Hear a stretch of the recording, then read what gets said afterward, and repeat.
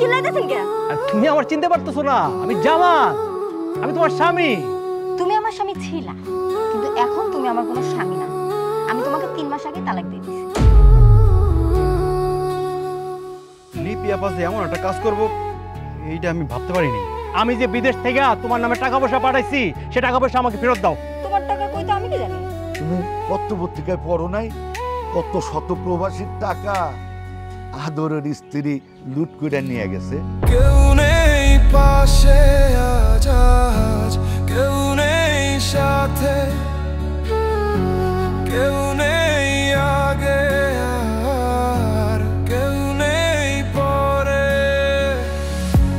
আছে আজও চেনা ঘর, সে ঘরে তুমি তার বাড়ি ঘর দুয়ার সবকিছু দখল করছো, আর তারাই বাড়ি থেকে বাইর করে দিছো। আমি আমার শুধু করে ডার।